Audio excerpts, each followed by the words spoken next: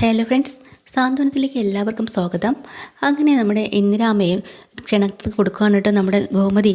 ആ സമയത്ത് സംസാരിക്കുന്ന കൂട്ടത്തിൽ ഇന്ദിരാമ്മ പറയുന്നുണ്ട്, എന്തായാലും അലോകിനെ വിട്ടത് തന്നെ നല്ലത്. കാരണം അനുമോൾക്ക് അങ്ങനെ ഒരു ബുദ്ധിമോശം വന്നതുകൊണ്ട് എല്ലാവരും എന്തുമാത്രം വിഷമിച്ചു. അവനെപ്പോലെ ഒരു ദുഷ്ടൻ്റെ കൈകളിൽ നിന്ന് രക്ഷപ്പെട്ടത് ഭാഗ്യം തന്നെ. നീ ഒരു കാര്യം ചെയ്യണം. ഇനി ഈ കല്യാണ സമയത്ത് ഏറ്റവും കൂടുതൽ സൂക്ഷിക്കേണ്ടത് അവനെയാണ്. അവ എന്തെങ്കിലുമൊക്കെ തരികിട പനി ഒപ്പിക്കും കേട്ടോ. അമ്മ പേടിക്കണ്ട, അതൊക്കെ ഇവിടെ ബാലേട്ടനും പിള്ളേരും ഒക്കെ നോക്കിക്കോളും. ഇപ്പം തന്നെ വേണ്ടുവോളം ചെയ്തതിനൊക്കെ അവർ കൊടുത്തിട്ടുണ്ട്.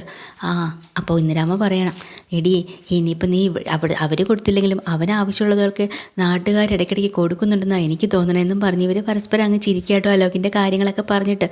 അങ്ങനെ നമ്മുടെ ആനന്ദാണെങ്കിലേ ആ ഒരു കത്ത് കൊടുത്തുകൊണ്ട് എല്ലാവരോടും പറയുകയാണല്ലോ, ഞാൻ തന്നെ ഉദയഭാനു അങ്കിളിനെ വിളിച്ചോളാമെന്ന് കല്യാണത്തിന് വേണ്ടിയിട്ട്.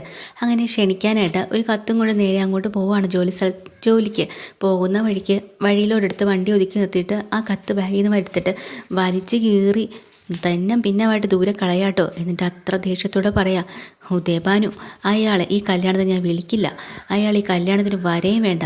എടോ താൻ അറിയാൻ പോകുന്നതേ ഉള്ളൂ. എൻ്റെ അനിമോളുടെ കല്യാണം ഒന്ന് കഴിഞ്ഞോട്ടെ, അത് കഴിഞ്ഞതിന് ശേഷം തൻ്റെ മോളെ തൻ്റെ വീട്ടിലേക്ക് ഞാൻ കൊണ്ടാക്കുന്നത് ഞാൻ കാണിച്ചു തരാം. അപ്പോഴേ ആണെന്താണെന്ന് നിങ്ങൾക്ക് മനസ്സിലാകത്തുള്ളൂ. ഫ്രോഡ് ഉദയഭാനു, ഞാൻ ക്ഷണക്കത്തും കൊണ്ട് വന്നിരുന്നു വിളിക്കാൻ എന്നും പറഞ്ഞ് കീറിയൊക്കെ കളഞ്ഞിട്ട് സമാധാനത്തോടു കൂടി നമ്മുടെ ആനന്ദ് ജോലിക്ക് പോവാണ് കേട്ടോ. പിന്നെ നമ്മുടെ ജീവനും അനുമോളുമായിട്ട് ഇപ്പം നല്ല ഫ്രണ്ട്സായി ഫോൺ നമ്പറൊക്കെ കൈമാറിയത് കൊണ്ട് തന്നെ അവർ പരസ്പരം മെസ്സേജ് അയക്കുകയും സംസാരിക്കുകയൊക്കെ ചെയ്തുകൊണ്ടിരിക്കുകയാണ്.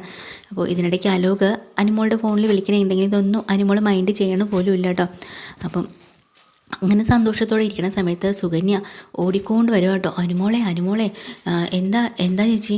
അതെ എന്നും പറഞ്ഞിട്ട് ഡോറൊക്കെ അടച്ചിട്ട് പറയുന്നുണ്ട്, നീ എന്ത് പണിയാണ് ഒപ്പിച്ച് വെച്ചത്? ഞാനൊന്നും ഒപ്പിച്ച് വെച്ചില്ലല്ലോ. നീ ഇങ്ങോട്ട് വന്നേ, ഒരു കാര്യം പറയട്ടെ. എന്താ ചേച്ചി കാര്യം പറ.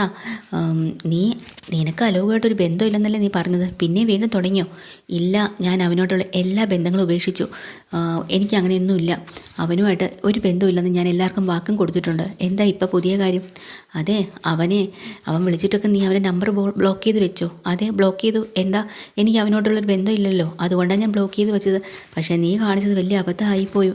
എന്താ കാര്യം? ദേ ഇത് നോക്ക് എന്നും പറഞ്ഞ് ഫോൺ എടുത്ത് അങ്ങോട്ട് കാണിക്കട്ടോ. അനുമോളും അലോകും കൂടെ ഒട്ടി ഇരിക്കുന്നതും തോളിൽ ചാരിയിരിക്കുന്നതും അങ്ങനെയൊക്കെയുള്ള കുറച്ച് ഫോട്ടോസാണ് അതിൽ വന്നേക്കുന്നത്. അപ്പോൾ തന്നെ അനുമോൾ ആകെ ഞെട്ടിത്തരിച്ച് പോകട്ടോ. എന്നിട്ട് പറഞ്ഞിട്ടുണ്ട്, ഇതെവിടെ നിന്നാണ് സുകന്യ ചേച്ചി കിട്ടിയത്?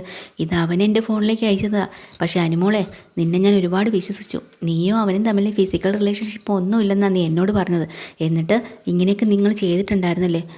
ഇല്ല, ഞാൻ അങ്ങനെയൊന്നും ചെയ്യുന്നൊരു കുട്ടിയല്ല. ഞാനും അവനും തമ്മിൽ റിലേഷൻഷിപ്പ് ഉണ്ടായിരുന്നു എന്നും പറഞ്ഞ് എൻ്റെ ശരീരത്തിലൊന്നും തൊടാൻ പോലും ഞാൻ അവനെ സമ്മതിച്ചിട്ടില്ല. ദേ അനുമോളെ, ഇത്രയും നാൾ നീ പറയണ ഞാൻ വിശ്വസിച്ചു, പക്ഷേ ഇത് ഞാൻ വിശ്വസിക്കില്ല. തെളിവ് സഹിതം എൻ്റെ ഫോണിൽ വന്നിട്ടുണ്ട്. നീ ആള് കൊള്ളാമല്ലോ എന്നൊക്കെ പറഞ്ഞ് അനുമോളെ ഒത്തിരി അങ്ങ് കുറ്റം പറയാട്ടോ. അനുമോൾക്ക് ദേഷ്യം വരുവാണ്. സുകന്യ ചേച്ചിയുടെ തന്നെ ഞാൻ പറഞ്ഞത്, ഞാൻ അങ്ങനെയൊന്നും ചെയ്തിട്ടില്ലെന്ന്. ഇത് ഫേക്കാണ്, ഫേക്ക് ഫോട്ടോസാണ് അവൻ ഉണ്ടാക്കി അയച്ചതാണ്. എനിക്ക് നല്ല ഉറപ്പുണ്ട്. ഫേക്ക് ഫോട്ടോസ് ആയാലും എന്ത് ഫോട്ടോസ് ആയാലും ഇപ്പോൾ അവൻ ഇങ്ങനെയൊക്കെ ചെയ്ത് കഴിഞ്ഞാൽ ആളുകൾ അറിഞ്ഞാൽ എന്താ ചെയ്യുക? നീ അതിനെക്കുറിച്ച് ആലോചിച്ചോ? എനിക്കൊന്നും ചെയ്യാനില്ല, എനിക്കൊരു ചുക്കുമില്ല. അവൻ എന്ത് വേണമെങ്കിലും ചെയ്തോട്ടെ. പിന്നെ ആവശ്യമില്ലാതെ എന്നെക്കുറിച്ച് ഇങ്ങനത്തെ ഫോട്ടോസും കാര്യങ്ങളൊക്കെ അടിച്ചിറക്കി വിട്ടാലുണ്ടല്ലോ, അവൻ അനുഭവിക്കാൻ പോകുന്നതേ ഉള്ളൂ. ഞാൻ കൊണ്ട് കേസ് കൊടുക്കും, അപ്പോൾ അറിയാം അവൻ്റെ കാര്യം എന്നിങ്ങനെ പറഞ്ഞ് നിൽക്കുന്ന സമയത്ത് അലോക് ഫോണിൽ വിളിക്കാൻ കേട്ടോ. നമ്മുടെ സുകന്യയുടെ ഫോണിൽ, അയ്യോ നീ അലോക് വിളിക്കുന്നു, ഫോളൊന്നും ചേച്ചി അറ്റൻഡ് ചെയ്യേണ്ട, കട്ട് ചെയ്തേക്ക്. അങ്ങനെ പറഞ്ഞാൽ പറ്റില്ല, അവൻ വിളിച്ചുകൊണ്ടിരിക്കുകയല്ലേ. അവസാനം സുകന്യ അങ്ങ് ഫോൺ ഹലോ എന്ന് പറയാം കേട്ടോ. ദേ തൊട്ടടുത്ത് അനുമോൾ നിൽപ്പുണ്ടോ? ഉണ്ട്. എന്നാൽ അവളെ ഫോൺ കൊടുക്കുക. അത് നിങ്ങളോടല്ലേ ഫോൺ കൊടുക്കാൻ പറഞ്ഞത്? അങ്ങനെ ഫോൺ കൊടുക്കുമ്പോൾ അനു ആദ്യം വാങ്ങുന്നില്ലെങ്കിലും പിന്നീട് ഈ സുകന്യയുടെ നിർബന്ധപ്രകാരം ആ ഫോൺ വാങ്ങാണ്. ഹലോ എന്താണെന്ന് ചോദിക്കുമ്പോഴാണ്, എടി നീയേ മറ്റവനുമായിട്ട് അങ്ങ് വിളിച്ച് സംസാരിച്ച് രസിച്ച് കളിച്ചിരിക്കുകയല്ലേ, എൻ്റെ ഫോണൊന്നും നിനക്ക് എടുക്കാൻ നേരമില്ലല്ലേ? എടുക്കാൻ നേരമില്ല. എന്താ നിനക്കിപ്പോൾ വേണ്ടത്? എടി നിന്നെ ഞാൻ അങ്ങനെ വിടാൻ ഉദ്ദേശിച്ചിട്ടില്ല. പിന്നെ നിൻ്റെ ഫോണിലേക്ക് ഇപ്പോൾ കുറച്ച് ഫോട്ടോസ് വരും. ഇപ്പം നീ അല്ലാതെ തന്നെ കുറച്ച് ഫോട്ടോസ് കണ്ടല്ലോ അല്ലേ? ഞാനെല്ലാം കണ്ടു. പക്ഷേ നീ ഇത്രയും വലിയ തറയാണെന്ന് ഞാൻ അറിഞ്ഞിരുന്നില്ല. എന്തായാലും ഇതുപോലൊരു തറയെ ഞാൻ ഒഴിവാക്കിയല്ലോ, അത് തന്നെ എൻ്റെ നല്ല ഭാഗ്യം. നീ ഇതും ചെയ്യും, ഇതിൻ്റെ അപ്പുറവും ചെയ്യുമെന്ന് എനിക്കറിയാം. പക്ഷേ നീ ഒരു കാര്യം നീ ഓർത്തോ, ഇതൊന്നും കണ്ട് നിനക്ക് എന്നെ ഭീഷണിപ്പെടുത്താമെന്ന് പേടിപ്പിക്കാമെന്ന് വിറപ്പിക്കാമെന്നൊന്നും നീ വിചാരിക്കണ്ട. മനസ്സിലായല്ലോ? എൻ്റെ മനസ്സ് മാറാനും പോകുന്നില്ല. നീയുമായിട്ട് എനിക്ക് യാതൊരു ബന്ധവുമില്ല. മേലിൽ എൻ്റെ പുറകെ വന്നേക്കരുത്. എടി മതി, നീ അഹങ്കരിക്കാതെ. പിന്നെ ഞാനൊരു കാര്യം നിന്നോട് അങ്ങോട്ട് പറയാം. ഇപ്പോൾ ഈ ഉണ്ടാക്കി വെച്ച വീഡിയോയും ഫോട്ടോസൊക്കെ ഫേക്കാണെന്നുള്ളത് നിനക്കും എനിക്ക് മാത്രമേ അറിയൂ. ഇനി മൂന്നാമതൊരാൾ കണ്ടു കഴിഞ്ഞാലേ അവരൊന്നും വിശ്വസിക്കില്ല. അവരൊക്കെ യാഥാർത്ഥ്യം തന്നെ വിശ്വസിക്കും. അതോടുകൂടി നിൻ്റെ ജീവിതവും തീർന്നു, നിൻ്റെ കല്യാണവും തീർന്നു, എല്ലാം തീർന്നു. മനസ്സിലായോ? അതുപോലൊരു പണിയാണ് നിനക്ക് ഞാൻ തരാൻ വെച്ചിരിക്കുന്നത്. അത് കേൾക്കുമ്പോൾ നമ്മുടെ അനുമോള് അതുവരെ പിടിച്ചു നിന്ന ധൈര്യമെല്ലാം പോയിട്ടോ. അനുമോൾ ആകെ തകർന്നു പോയി. ഇനിയിപ്പോൾ എന്താ ചെയ്യാന്ന് എന്നിട്ട് പറയാനുണ്ട്. നാളെ നേരം വെളുക്കുമ്പോൾ ഈ ഫോട്ടോസും കാര്യങ്ങളൊക്കെ ഞാൻ പോസ്റ്റർ അടിച്ച് ഞാൻ എല്ലാവരും ഒട്ടിച്ച് വെക്കും. എല്ലാവർക്കും മെയിലും മെസ്സേജും ഒക്കെ ആയിട്ട് ഞാൻ അയച്ചു കൊടുക്കും. അന്നേരം നീ എന്താ ചെയ്യോടി? കാണിക്കുക. എടാ നീ മിണ്ടാതിരുന്നോ? നിനക്കെതിരെ ഞാൻ കേസ് കൊടുക്കും. പിന്നെ നീ കുറേ കൊടുക്കും. കാണാടി, നമുക്ക് കാണാം. നിൻ്റെ ജീവിതം നശിപ്പിച്ചിട്ട് ഞാൻ അടങ്ങുള്ളൂ എന്നൊക്കെ ഇങ്ങനെ ആലോകം കുറേ കൊടുക്കുന്നുണ്ട്. നമ്മൾ അനുമോളാകെ തകർന്നു പോയിട്ടോ. ഇതൊക്കെ കഴിഞ്ഞിട്ട് സുകന്യ പറയുന്നുണ്ട്, എടി ഇനിയിപ്പോൾ അനുലോകിൽ നിന്നും നിനക്കൊരു മോചനം ഉണ്ടെന്ന് തോന്നുന്നില്ല. നീ ആലോചിച്ചും കണ്ടും ഇനി മുന്നോട്ട് പോക്കോ, എനിക്കറിയില്ലേ എന്നും പറഞ്ഞുകൊണ്ട് സുകന്യ തടി തപ്പാണ് കേട്ടോ. അനുമോളാകെ തകർന്ന് മനസ്സ് വിഷമിച്ച് കുറച്ച് നേരം ആലോചിച്ചിട്ട് മനസ്സിൽ വിചാരിക്കുന്നുണ്ട്, ഇനി എന്തായാലും ഇതൊന്നും മനസ്സിൽ വെച്ച് ഒളിച്ചു വെക്കേണ്ട കാര്യമൊന്നുമില്ല. ഇപ്പോൾ നടന്ന സംഭവങ്ങളും അലോക് എന്നെ വിളിച്ച് ഭീഷണിപ്പെടുത്തിയതും എല്ലാം ഈ വീട്ടിലുള്ള എല്ലാവരും അറിയിക്കണം. അല്ലാതെ ഞാൻ മനസ്സിലിട്ട് പറഞ്ഞിട്ട് കാര്യമില്ല എന്ന് പെട്ടെന്ന് തന്നെ ഗോമതി അനുമോളേന്ന് വിളിക്കണം കേട്ടോ. പുറത്തുടനെ അനുമോളെ ഇറങ്ങിയിട്ട് അമ്മയെ നോക്കുമ്പോൾ അമ്മയെ കാണുന്നില്ല. അമ്മയല്ലേ എന്നെ വിളിച്ചതെന്ന് പറഞ്ഞ് തിരിച്ചകത്തേക്ക് കയറാൻ പോവാണ്. അപ്പോഴാണ് ധർമ്മൻ, അനുമോളെ ഇങ്ങോട്ട് വന്നേ. അങ്ങനെ ഹാളിലേക്ക് എല്ലാവരും വന്ന് ഇപ്പുണ്ട് കേട്ടോ, മക്കളും മരുമക്കളും എല്ലാവരും.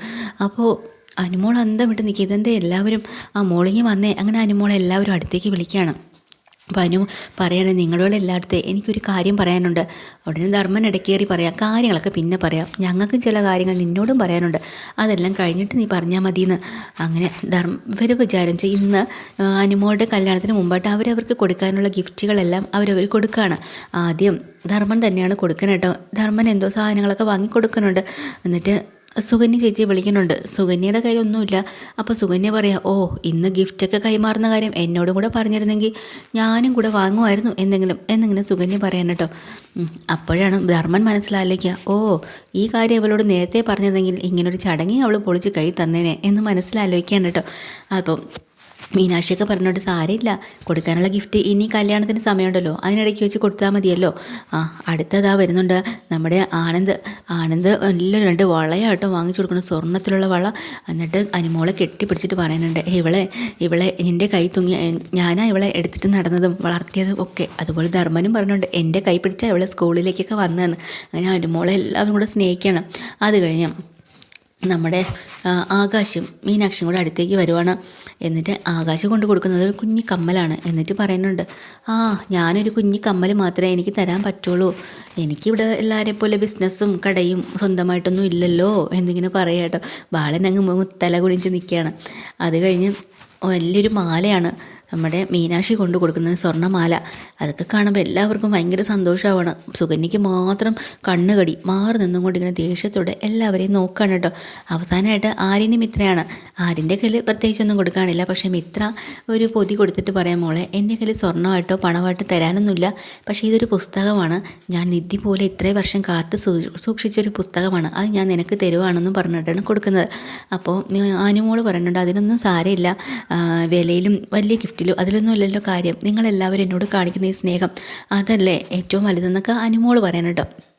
അങ്ങനെ എല്ലാവരും കൂടെ അനുമോൾക്ക് ചുറ്റും നിന്ന് പാട്ടും ഡാൻസും ഓട്ടവുമായിട്ട് അവിടെ അങ്ങ് അടിച്ച് പൊളിക്കുകയാണ്. അപ്പോൾ തന്നെ അനുമോൾ മനസ്സിൽ വിചാരിക്കുകയാണ്, ദൈവമേ ഇത്രയും സന്തോഷത്തോടുകൂടി ഇവരെല്ലാവരും എനിക്ക് വേണ്ടി നിൽക്കുന്ന സമയത്ത് തന്നെ ഞാനിനി എന്നെ അലോക ഭീഷണിപ്പെടുത്തിയ കാര്യം ഇവരോട് പറഞ്ഞാൽ ഇവരെ മനസ്സ് തകരും, ഇവരാകെ പ്രശ്നത്തിലാവും, എന്തിനാ ഞാൻ കാരണം ഇവർക്കൊരു പ്രഷർ ഉണ്ടാക്കണമെന്നും പറഞ്ഞുകൊണ്ട് വീണ്ടും അനുമോൾ അത് പറയണേ ഇല്ല കേട്ടോ. അന്ന് രാത്രി നമ്മുടെ ആകാശം മീനാക്ഷിയും കൂടെ സംസാരിക്കുന്ന കൂട്ടത്തിൽ മീനാക്ഷി ചോദിക്കുന്നുണ്ട്, ഒരു കുഞ്ഞി കമ്മൽ വാങ്ങിച്ചു കൊടുത്തതുകൊണ്ട് എത്ര പൈസയൊക്കെ എവിടെ നിന്നുണ്ടായി എന്നൊക്കെ ചോദിക്കുക കേട്ടോ. അപ്പോൾ എന്താ എൻ്റെ അനിയത്തിക്ക് എനിക്ക് കുഞ്ഞി കമ്മൽ വാങ്ങിച്ചു കൊടുത്തൂടെ, നീ വലിയ മാലയൊക്കെ കൊടുത്തതെന്താ, അത് നിനക്ക് വല്ല കോംപ്ലക്സും ഉണ്ടോ അതില്ലോ? ഒരു കോംപ്ലക്സും ഇല്ല.